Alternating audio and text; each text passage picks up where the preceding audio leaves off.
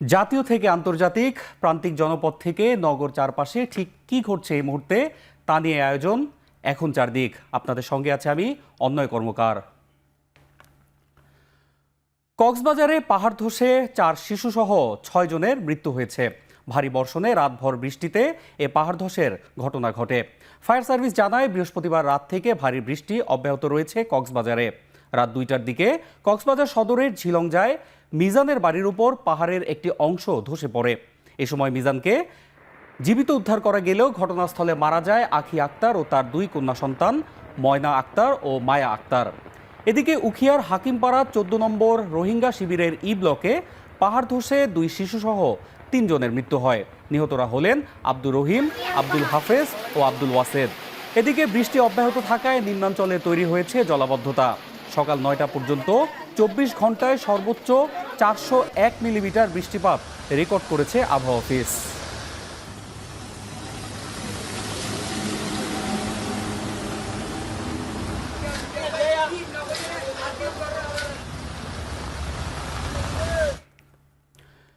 ভিয়েতনামের উত্তরাঞ্চলে আঘাত হানা টাইফুন ইয়াগি বাংলাদেশের স্থলভাগ পার করে কিছুটা দুর্বল হয়ে বঙ্গোপসাগরে এসেছে, যা লঘুচাপ থেকে সুস্পষ্ট লঘুচাপ সৃষ্টি করেছে। আজ রাতের মধ্যে এটি নিম্নচাপে পরিণত হবে বলে জানিয়েছে আবহাওয়া অফিস।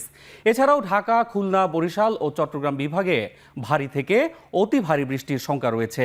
দুর্ঘটনা এড়াতে চট্টগ্রাম, কক্সবাজার, মোংলা ও পায়রা সমুদ্র বন্দরকে 3 নম্বর স্থানীয় সতর্ক সংকেত দেখাতে বলা হয়েছে। ভারী বৃষ্টির কারণে চট্টগ্রাম বিভাগের পাহাড়ি এলাকার কোথাও কোথাও ভূমিধসের আশঙ্কা রয়েছে। দক্ষিণ পূর্বাংশে এবং তৎসংলগ্ন উত্তর পূর্ব বঙ্গোপসাগর এলাকায় একটি লঘুচাপ তৈরি হয়েছে, যেটি এখন বর্তমানে সুস্পষ্ট লঘুচাপ আকারে একই এলাকায় অবস্থান করছে। খুলনা, বরিশাল, চট্টগ্রাম ও ঢাকা বিভাগের কোথাও কোথাও ভারী থেকে অতি ভারী বর্ষণের সম্ভাবনা এবং সেই সাথে চট্টগ্রাম বিভাগের পাহাড়ি এলাকায় ভূমিধসের সম্ভাবনা রয়েছে। এটা আস্তে আস্তে এটা এখন যে সুস্পষ্ট লঘুচাপ আছে এটা আরও ঘনীভূত হয়ে সেটা নিম্নচাপে পরিণত হওয়ার সম্ভাবনা রয়েছে এবং এটা আরও উত্তর পশ্চিম দিকে অগ্রসর হয় সেটা বাংলাদেশের মধ্যভাগের উপর দিয়ে সেটা ভারতের দিকে অতিক্রম করার সম্ভাবনা রয়েছে। এর ফলে আজকে রাতে বা আগামী দিন সারা দেশেই ভারী থেকে অতি ভারী বর্ষণের সম্ভাবনা রয়েছে।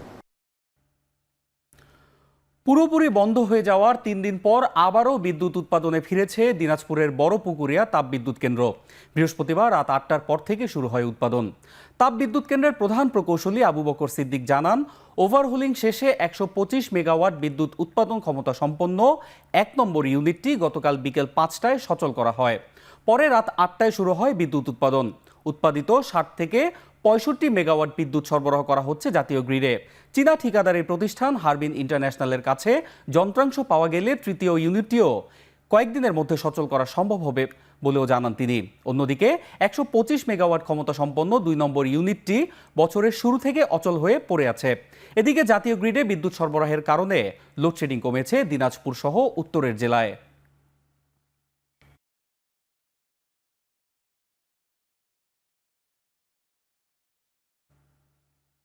এখন চারদিকে নিচ্ছে একটি বিরতি, ফিরছি একটু পরই।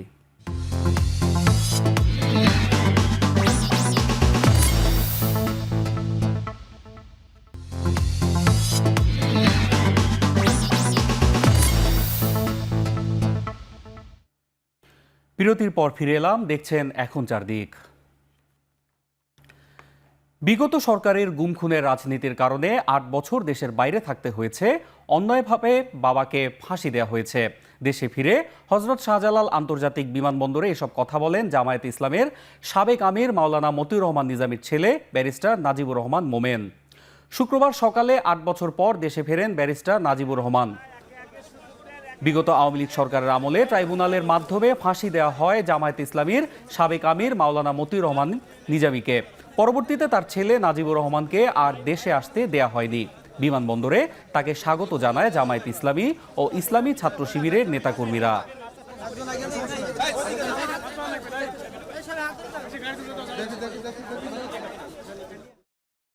এই গুণ খুনের সংস্কৃতি আমাকে দেশ থেকে চলে যেতে বাধ্য করেছিল এবং গত 8টি বছর আমাকে দেশে আসতে দেওয়া হয় নাই।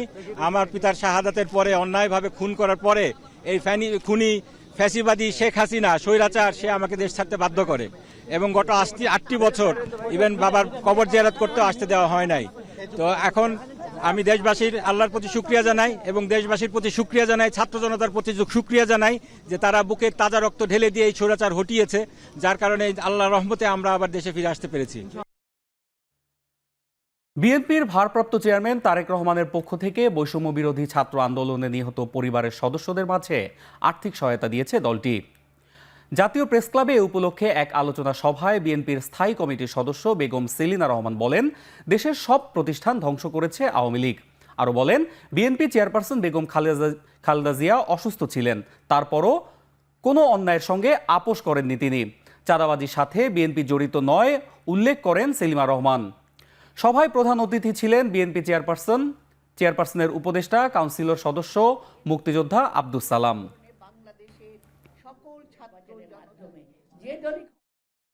আজকে যদি সেই ছাত্র আন্দোলনের কোন নেতা যদি কাউকে অসম্মান করে, আমাদের জনাব তারেক রহমানকে অসম্মান করে কথা বলে, এই সংস্কার প্রস্তাব আজ থেকে 1 বছর 2 মাস আগে আমাদের লেকশর হোটেলে আমাদের এই সংস্কার প্রস্তাব দেওয়া হয়েছিল। সেই প্রস্তাবে কি ছিল? সেই প্রস্তাবে ছিল 2বারের বেশি প্রধানমন্ত্রী হতে পারবে না। সেই প্রস্তাবে কি ছিল? দ্বিকক্ষ বিশিষ্ট পার্লামেন্ট থাকবে। সেই প্রস্তাবে আরো ছিল জনগণের গণতন্ত্র, জনগণের মাধ্যমে ভোটাধিকার করতে হবে। দেশনায়ক তারেক রহমান ঘোষণা দিয়েছেন,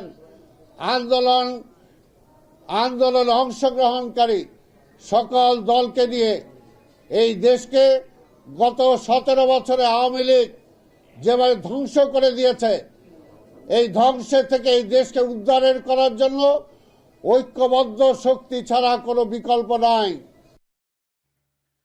দেশের বাইরের খবর।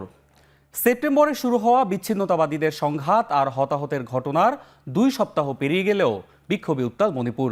পরিস্থিতি নিয়ন্ত্রণে রাজ্য সরকারের পক্ষ থেকে 5 দিনের কারফিউ জারি করা হলেও কড়া বিধিনিষেধের মধ্যেই রাস্তায় বিক্ষোভ করেছেন বিষ্ণুপুরের শিক্ষার্থীরা। পরে মণিপুর থেকে সরকারি বাহিনী প্রত্যাহার করে সংঘাত নিরসনে উপকমিশনারের কার্যালয়ে স্মারকলিপি দেন তারা। বিক্ষোভ হলেও মণিপুরের অন্যান্য স্থানে কারফিউর কারণে থমথমে পরিস্থিতি। কুকি বিচ্ছিন্নতাবাদীদের সহিংসতা আর রাজ্য জুড়ে ছড়িয়ে পড়া বিক্ষোভ নিয়ন্ত্রণে আনতে 3য় দিনের মতো 3 জেলা ইম্ফল ইস্ট, ইম্ফল ওয়েস্ট আর থৌবালে চলছে কারফিউ। 5 জেলায় ইন্টারনেট পরিষেবা বন্ধ করা হলেও বৃহস্পতিবার প্রশাসনের পক্ষ থেকে জানানো হয় চালু করা হয়েছে ব্রডব্যান্ড সেবা।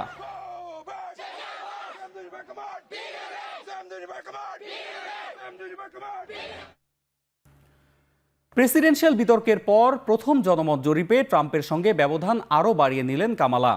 রয়টার্স ইপসোসের সবশেষ জনজরিপ বলছে 47% জনসমর্থন নিয়ে ট্রাম্পের সঙ্গে কামালার ব্যবধান দাঁড়িয়েছে 5%।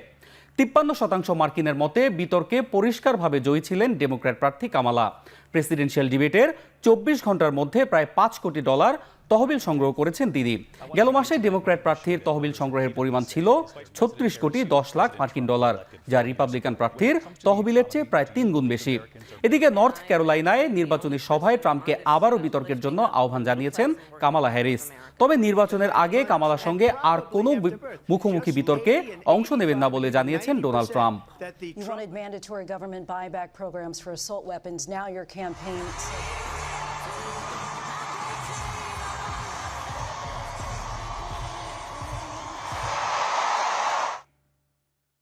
ব্রাজিলের আমাজন রেইন ফরেস্ট থেকে বলিভিয়ার শুষ্ক বনাঞ্চল চলতি বছর অতীতের সব রেকর্ড ছাড়িয়েছে দক্ষিণ আমেরিকার দাবানল। ব্রাজিলের মহাকাশ গবেষণা সংস্থার স্যাটেলাইটের তথ্য বিশ্লেষণ করে জানা যায়, চলতি বছর দক্ষিণ আমেরিকার 13টি কাউন্টিতে এখন পর্যন্ত 3,46,000 বেশি এলাকা দাবানলের হটস্পট হিসেবে চিহ্নিত করা হয়েছে, যা 2007 সালের রেকর্ড 3,45,000 হটস্পটের তুলনায় বেশি।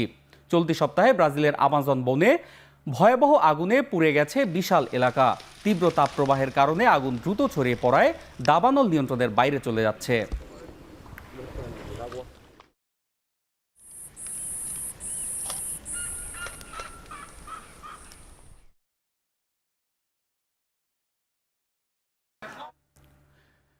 এই ছিল এখন চারদিক।